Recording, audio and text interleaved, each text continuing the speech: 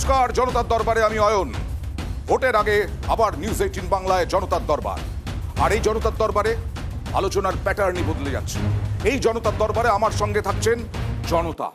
জনতা প্রশ্ন করবেন নেতাদের উদ্দেশ্যে, আর নেতারা উত্তর দেবেন। তার সঙ্গে আলোচনা, তর্ক বিতর্ক, রাজনৈতিক বাকদণ্ডা সবই তো থাকবে।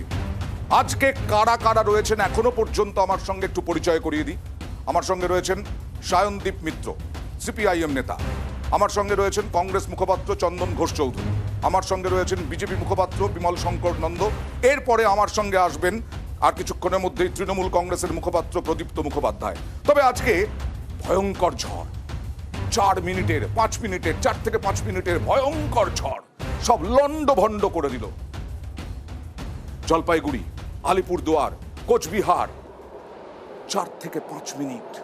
ভাবতেই পারেননি ওখানকার বাসিন্দারা যে এই রকম ঝড় আসতে পারে। 56 বছরের এক প্রৌঢ়, তিনি বলছিলেন এই 56 বছরে তিনি এরকম ঝড়ের মুখোমুখি কোনোদিন হননি। একেবারে মাটিতে মিশিয়ে দিয়েছে বাড়ি ঘর। শতাধিক মানুষ, এখনো পর্যন্ত 300-রও বেশি মানুষ আহত অবস্থায় পড়ে রয়েছেন হাসপাতালে। 2 শিশু শিলিগুড়ির বেসরকারি নার্সিংহোমে লড়াই করছে, মৃত্যুর সঙ্গে পাঞ্জা লড়ছে। আর এর সঙ্গে সঙ্গে 4 জনের প্রাণ গেছে। আজকের গোটা বিষয়টা গতকাল ঠিক 24 ঘন্টারও বেশি আগে কি হলো দেখা।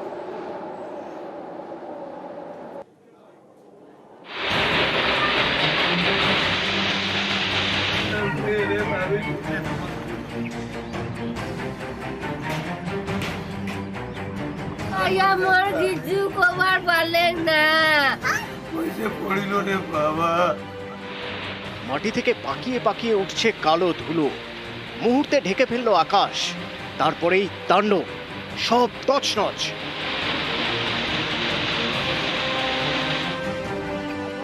রবিবারের বিকেল কয়েক মিনিটের ঝড়ে লন্ডভন্ড জলপাইগুড়ির ময়নাগুড়ি। একের পর এক বাড়ি উড়ে গিয়েছে। ঝড়ের তাণ্ডবে ভেঙে পড়ছে পাকা বাড়ি, উল্টে গিয়েছে 4 চাকার বড় গাড়ি, কোথাও আবার ঝড়ে উপড়ে গিয়েছে গাছ।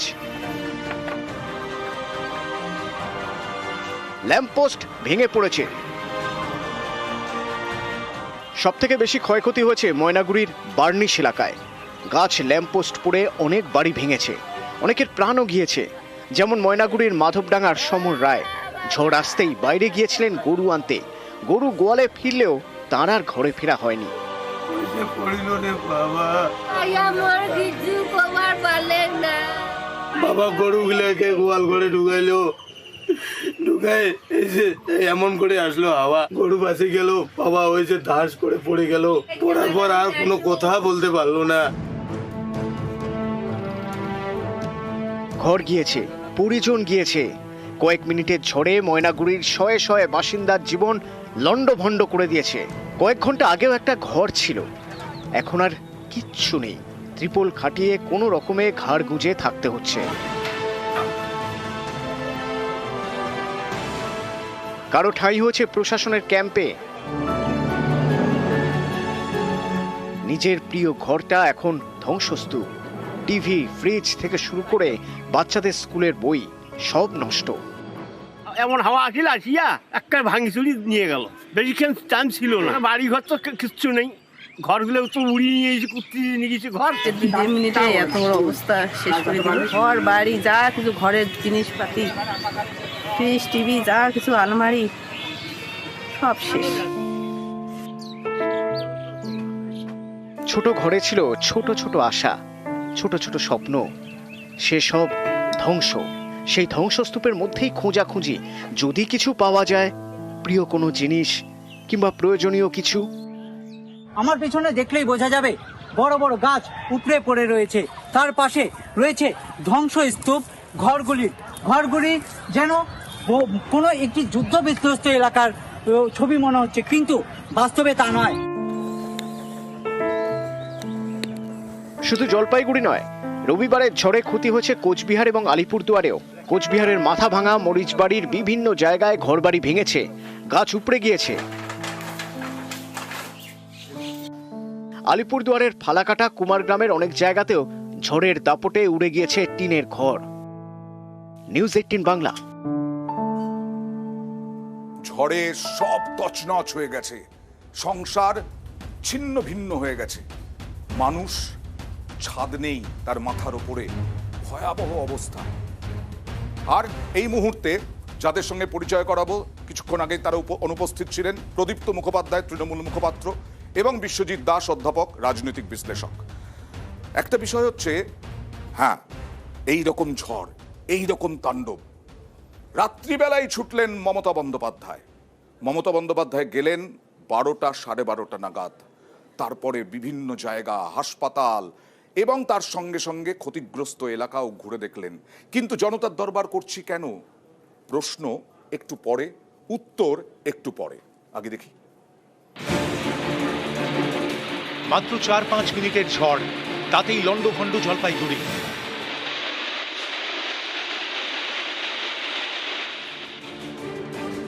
বিপর্যস্ত আলিপুরদুয়ার এবং কোচবিহারের বিস্তীর্ণ এলাকাও। রবিবার রাতেই প্লেনে কলকাতা থেকে উত্তরবঙ্গে পৌঁছন মুখ্যমন্ত্রী। ডাইরেক্ট জলপাইগুড়ি সদরে যাব, কারণ আমি দেখলাম যে ভয়াবহ ঝড়টা এসেছিল ক্ষণিকের জন্য। ক্ষতি কুচবিহারেও হয়েছে, আলিপুরদুয়ারেও হয়েছে। সম্পূর্ণ পাশে আছে, অ্যাডমিনিস্ট্রেশন দায়িত্ব নিয়ে যা যা করার সব করবে। জলপাইগুড়ি পৌঁছেই মুখ্যমন্ত্রী যান মৃতদের পরিবার ও আহতদের সঙ্গে দেখা করতে।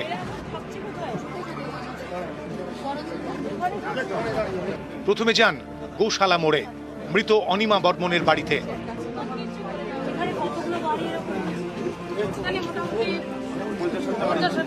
রিলিফ ক্যাম্প কিছু করা হয়, ওখানে করা হয়েছে, এখানেও একটা করা হয়েছে, আমাদের স্কুলের ওখানে সামনে একটা করা হয়েছে। কিন্তু যেহেতু ঘর বাড়ি ভেঙে গেছে বলে কেউ বাড়ি ছাড়তে চায়,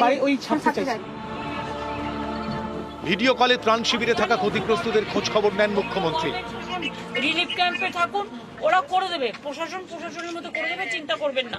কিন্তু এখন রিলিফ ক্যাম্পে থাকুন, ছেলেপেলেদের বাঁচান, খেয়ে নিন আপনারা, চিন্তা করবেন না, প্রশাসন পুরো আপনাদের পাশে আছে। জলপাইগুড়ির গোশালা মোড় থেকে মুখ্যমন্ত্রী যান কালীতলা রোডে।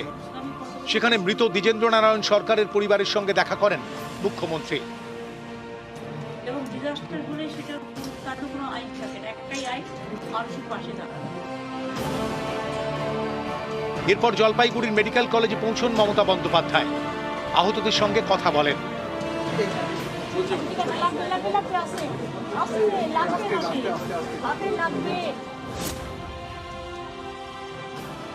চিন্তা করতে হবে না বাড়ি ঘরের জন্য, আগে নিজেরা সুস্থ হন, প্রশাসন আছে, সবটা দেখে নেবে, ঠিক আছে?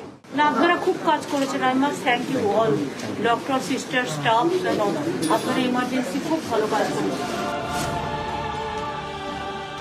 রাত 1:30 হাসপাতাল থেকে বেরিয়ে ময়নাগুড়ির ত্রাণ শিবিরে পৌঁছন মুখ্যমন্ত্রী। আপনারা তো আমাদের সকলের লোক, আপনারা কি করেছেন? এই তো রাত্রিরে ঘুমোতেও পাচ্ছেন, কত রাত হয়ে গেছে। ইলেকশন ডিক্লেয়ার হয়ে গেছে, আগামী 3 মাস এমনই একটা অবস্থা, অসহায় অবস্থা, ইচ্ছে থাকলেও আমি নিজে বলতে পারবো না, প্রশাসনের মধ্যে পড়বে। নিউজ 18 বাংলা। মুখ্যমন্ত্রী পৌঁছেই বলেছিলেন রাজনীতি নয় এই নিয়ে। এমনকি বিরোধী দলনেতা শুভেন্দু অধিকারীও বলেছিলেন রাজনীতি না করার বিষয়। কিন্তু তারপরে কি রাজনীতি ঢুকে গেল এই টর্নেডোর চরকি পাকের মধ্যে? চরকি পাক, টর্নেডো, একে একে ধ্বংস হচ্ছে বাড়ি ঘর, গাছপালা সব, আর রাজনীতি ঢুকে পড়ল। দেখাবো, দেখতে গেলে থাকতে হবে।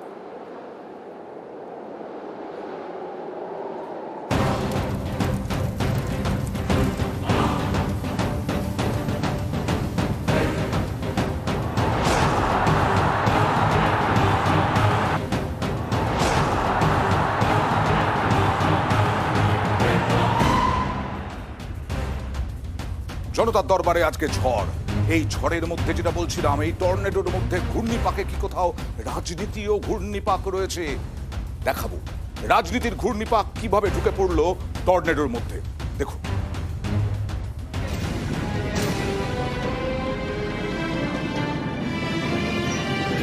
ইলেকশন ডিক্লেয়ার হয়ে গেছে আগামী 3 মাস এমনই একটা অবস্থা, অসহায় অবস্থা, ইচ্ছে থাকলেও আমি নিজে বলতে পারবো না, প্রশাসনের মধ্যে পড়বে।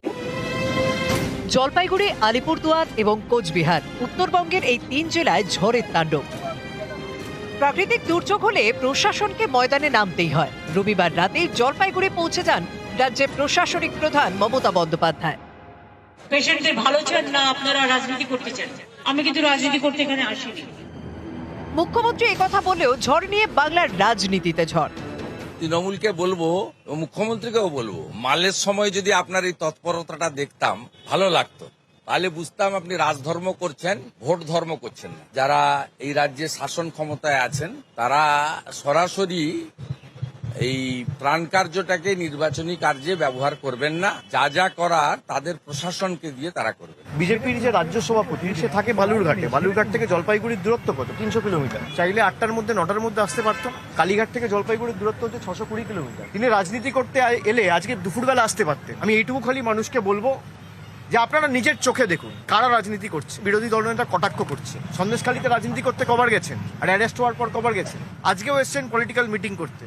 আমরা পারতাম না শিলিগুড়িতে এসেছি 4টি জনসভা করব?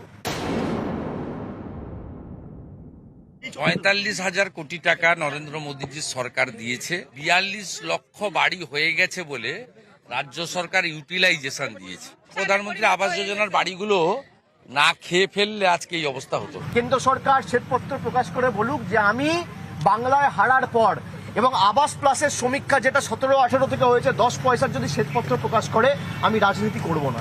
সুকান্ত মজুমদার নিজে ফোন করে বলছে আমি ফোন করে দেবো, তারপর টাকা চলে আসবে। তার মানে টাকা বন্ধ করেছে কে? আজকে যদি আবাস হতো এই বাচ্চাগুলোকে এইভাবে হাসপাতালে অ্যাডমিট হয়ে থাকতে হতো না। রবিবার ঝড়ের তাণ্ডবে তছনছ। সোমবার সকাল সকাল ময়দানে বিজেপির দিলীপ ঘোষ। ঝড় তো উত্তরবাংলা শুরু হচ্ছে, ঝড় ভোট দিতে শুরু হচ্ছে, বিজেপির ঝড় শুরু হয়ে গেছে, তাতেই লন্ডভন্ড হয়ে যাচ্ছে। দেখুন এই সময় কালবৈশাখী হয় স্বাভাবিক, এটা কিন্তু উত্তরবাংলায় এই ধরনের কালবৈশাখী আমরা প্রথম দেখি। প্রাকৃতিক দুর্যোগ, সরকারের দায়িত্ব সাধারণ মানুষের সঙ্গে দাঁড়ানো। এই মন্তব্যের প্রতিবাদে সরব হয়েছে তৃণমূল। সোশ্যাল মিডিয়ায় লিখেছে বিজেপির দিলীপ ঘোষ এই মর্মান্তিক ঘটনার মধ্যেও মশকরার রসদ খুঁজে পেয়েছেন। তার অমানবিক আচরণকে ধিক্কার।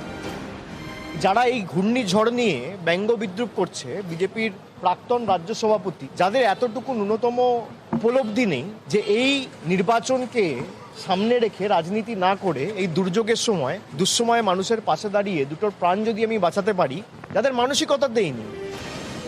বাংলার 7 দফায় লোকসভা ভোট। প্রথম দফা 19 এপ্রিল।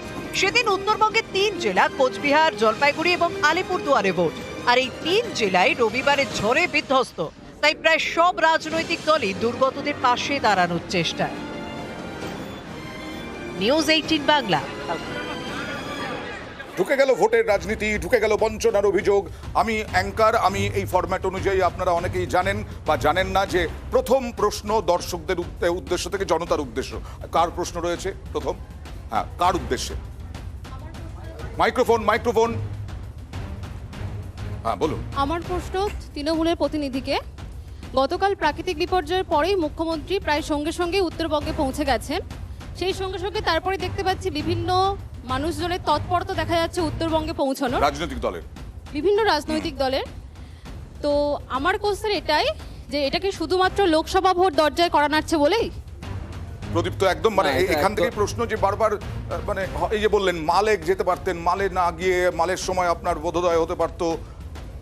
স্বাভাবিক প্রশ্ন, খুব স্বাভাবিক প্রশ্ন, কিন্তু দুটোর মধ্যে একটা মৌলিক পার্থক্য যেটা সাধারণ মানুষ খুঁজে পেতে পারেন খুব সহজেই। একটা মানুষের নিজেদের নৈতিক দায়িত্বের প্রসঙ্গের কথা, যেখানে প্রশাসন বারংবার বারণ করছিল যে ভরপাবান আসছে তোমরা যেও না, এবং সেখানে প্রশাসন তার দায়িত্ব পালন করেছে, যথার্থভাবে পালন করেছে। আর এখানে এমন একটা প্রাকৃতিক বিপর্যয়, যে প্রাকৃতিক বিপর্যয়টা আমাদের দায়বদ্ধ করেছে। কোথাও কোনো কথাতে একটা রাজনৈতিক পরিসরের জায়গা কেউ খুঁজে পেয়েছে? ওখানে মুখ্যমন্ত্রী জানেন না যে ওটা বিজেপি করে কিনা, ওটা সিপিএম করে কিনা, ওরা তৃণমূল করে কিনা। এবং উত্তরবঙ্গ সবসময় দেখেছেন আপনারা যে বিজেপির একটা বড় ভূমি, সেইখানে কিন্তু মুখ্যমন্ত্রীর যে উদ্যোগ, সেই উদ্যোগটা যদি আচ্ছা রাজনীতির প্রসঙ্গেই হয়, তাহলে সেই রাজনীতি করতেই শুভেন্দু গেছেন ওখানে। আর যদি তাই কর্মসূচি ছিল না, ওনার আগে থেকে কর্মসূচি ছিল না, কর্মসূচি ছিল, তাহলে প্রশাসনের দায়িত্ব তো আরেকটা আছে। যিনি বললেন হাফ প্যান্ট পরা ফিটার, ক্লাস 8 পাস ফিটার, আমার কথা না, হাফ প্যান্ট পরে সকালবেলা খবর পড়তে শুভেন্দু অধিকারী যান হচ্ছেন দিলীপ ঘোষ, এটা শুভেন্দু অধিকারী বলেছেন, এবং ক্লাস 8 পাস ফিটার এটা বলেছেন যিনি কামিনী কাঞ্চন বলেছেন। ফলে তার বক্তব্য যদি তাই হয় যে এটা প্রয়োজনের সময় তিনি গিয়েছেন, সেই প্রয়োজনের সময় প্রধানমন্ত্রী কোনো ভূমিকা এখনো অবধি প্রশাসনের তরফ থেকে ওখানে দেখিয়েছেন যে আমার তরফ থেকে রাজ্যকে আমি এই টাকাটা দিলাম যেটা মালের সময় করার সুযোগ ছিল বা এখানে করার সুযোগ ছিল? শঙ্কর নন্দ, শুধুমাত্র আমি বলছি শুভেন্দু অধিকারীর কর্মসূচি ছিল, কিন্তু শুভেন্দু অধিকারীও প্রথমে বললেন যে রাজনীতি নয়, তারপরে আবার রাজনীতির প্রসঙ্গই তো টেনে আনলেন।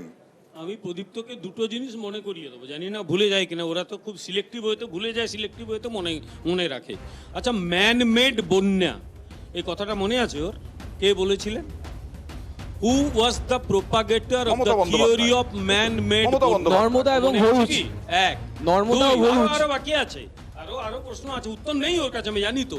যখন গোটা ভারতবর্ষ আতঙ্কে প্রায় ঘরে সেঁধিয়ে গেছে করোনার ভয়ে, একজন বলেছিলেন ও করোনা ফরোনা কিচ্ছু নেই, ওটা কেন্দ্রের চক্রান্ত, মনে আছে ওর? থার্ড, আয়লা যখন এখানে বিধ্বস্ত করেছে কেন্দ্রকে, কে বলেছিল 1 পয়সা দেবেন না? এই কথাগুলো হয়েছিল।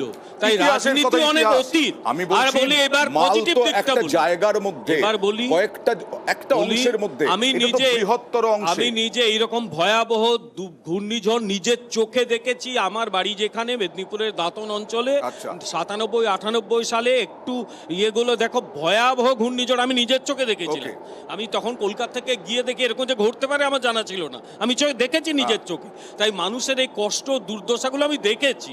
সুতরাং এগুলো নিয়ে রাজনীতি করা উচিত নয়, কিন্তু যারা রাজনীতি করার ব্যাপারে অভ্যস্ত তারা করছে। ওখানে ভারতীয় জনতা পার্টির কর্মী সমর্থকরা ঝাঁপিয়ে পড়েছে।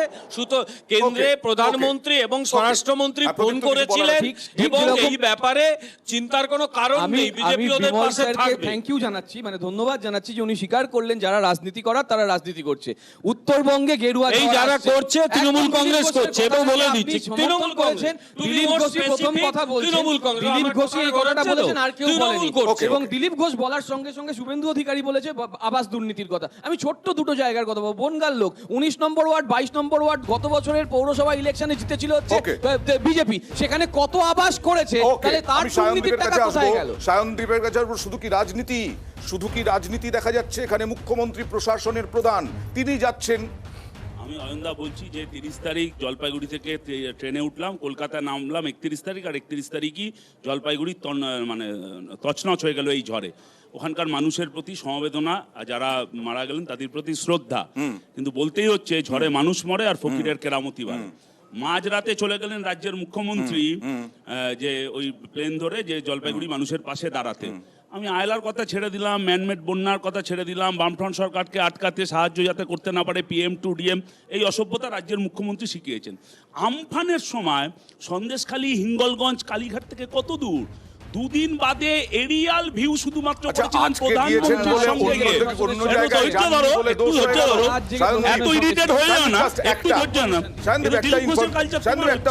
আজকে গিয়েছেন বলে ওইগুলো নিয়ে প্রশ্ন উঠতে পারে। অবশ্যই, যদি নির্বাচন না থাকতো উনি যেতেনও না।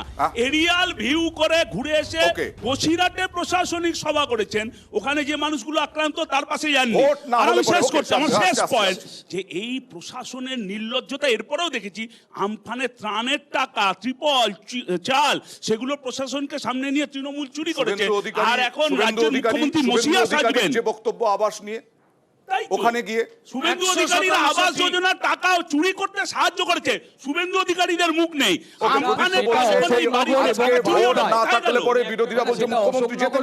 প্রমাণ হয়ে গেছে কোন বামপন্থী নেতারা যুক্ত ছিলেন, কোন বিজেপি নেতারা যুক্ত ছিল। এখন মুশকিল হচ্ছে সন্দেশখালী বা আগের আলেয়া বা আমফানের কথা যখন হচ্ছে, আমফানের সময় মুখ্যমন্ত্রী রাতের পর রাত জেগেছেন প্রশাসনের সঙ্গে, কারণ ওটা বিস্তীর্ণ অঞ্চল জুড়ে হয়েছিল, সেটা পুরো পশ্চিমবঙ্গ জুড়ে হয়েছিল। সেইটা যে কেউ ভিডিওগুলো